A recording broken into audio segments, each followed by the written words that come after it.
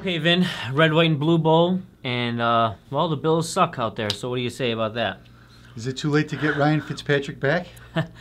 It's too late, even though he didn't look too much better. No. Yeah, well, quarterback just can't do it, and the defense, yeah, they were okay. If it wasn't for that stupid pick six, we probably were in a position to win. It was pass interference on that last pick at the end, but it was still a stupid pass. So what are you gonna do? Yeah, it's tough. You got no timeouts at the end. You're trying to go down and score a touchdown. You're forcing it in a little bit. I said, I don't know. I'm not. I have to look at it on tape again, but I'm not an offensive coordinator. But it seems like these receivers are all in the same zone. The kid that intercepts the ball was covering Williams, and he was throwing to Woods. So the guy that was even covering him wasn't the one that got the interception. So the ball's a little bit thrown, kind of forced in there. You know, EJ has trouble with those intermediate things. The drive before that. With the deep pass the outside? Yeah, we were trying to get a first down. It's 3rd and 7. The ball's around the 30. There's only like 4 minutes left. They're going to take the air out of the ball. We're going to have to use all our timeouts. This is really the drive you want to be able to operate and move the ball down the field. You got all your timeouts, and you got plenty of time. There's 4 minutes. And he tries to throw this 20-yard floater down the sideline, timing pattern that the guys that's covered. You know, it's such a low percentage shot that's the type of throw you want to throw on first down when they're, you know, you throw it on first. Yeah, when you still have another chance. On third down, you got to go for the, you know, more of a conservative ball that's going to be caught just to keep the drive alive. If you're getting 7.1 yards, you just want to get that first down. And you know, he throws this floater that just kind of goes out of bounds that nobody can catch. I don't know. It's I don't know if it's a matter of just being a young quarterback still, or he just doesn't have the instinct for it, or what. Well, regardless, he was less than 50%. This is going to do 18 for 37 for 194 yards. Isn't it 17?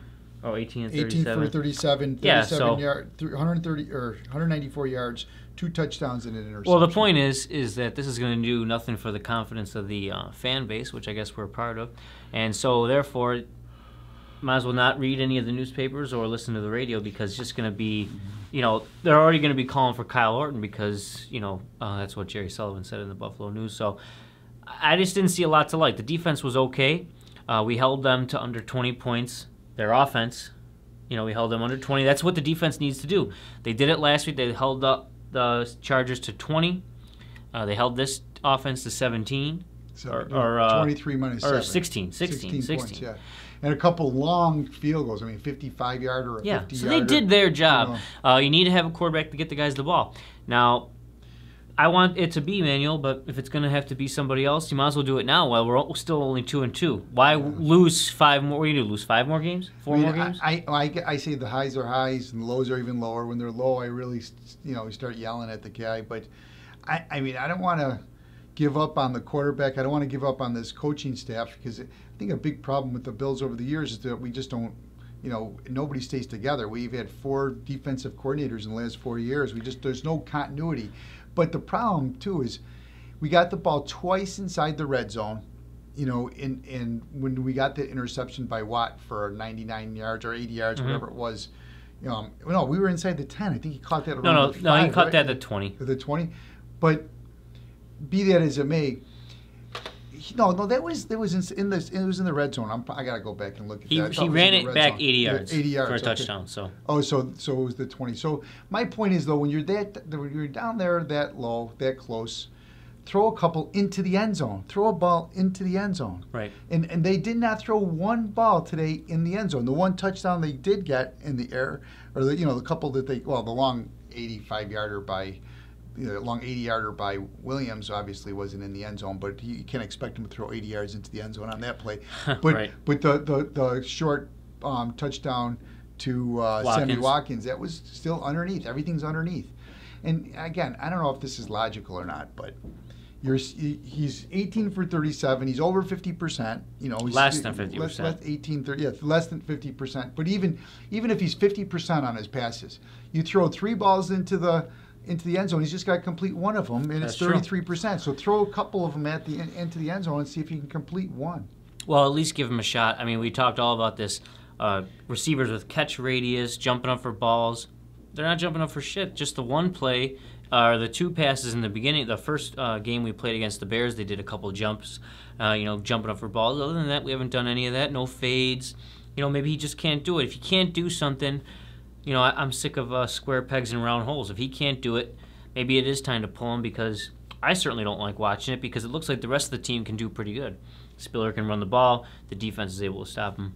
I'm sure everyone out there feels the what did they same way. run today? I'm just trying to look for the stats. How many yards did they run Spiller against had us? about 70. Oh, against us. Yeah, it was 40 yards maybe. It was like I can't blame the defense.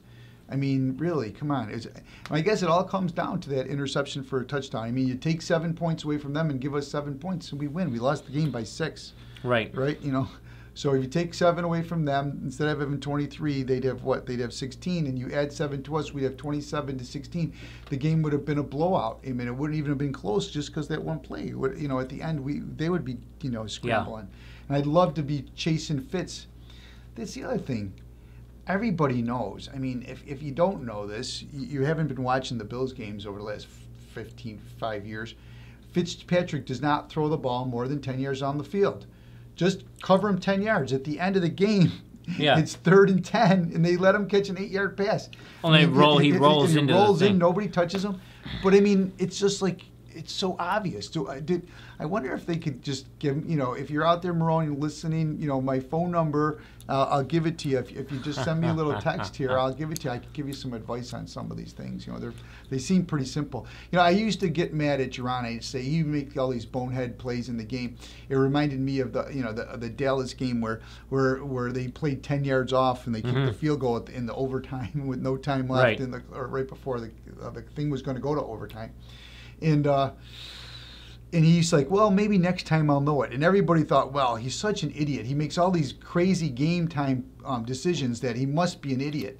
I mean, just because you're not making game time bonehead decisions doesn't mean that you're doing all the little things wrong. I used to say, what else is Jerron doing wrong that we don't even know about, because we only really see the real obvious stuff on TV. And I don't know, is Marone that smart of a coach? I don't know. Is he the guy?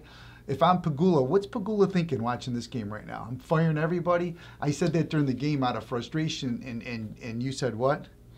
I don't think so. I don't think he should. You don't want him to see. Yeah, I don't want him to. Sure, no.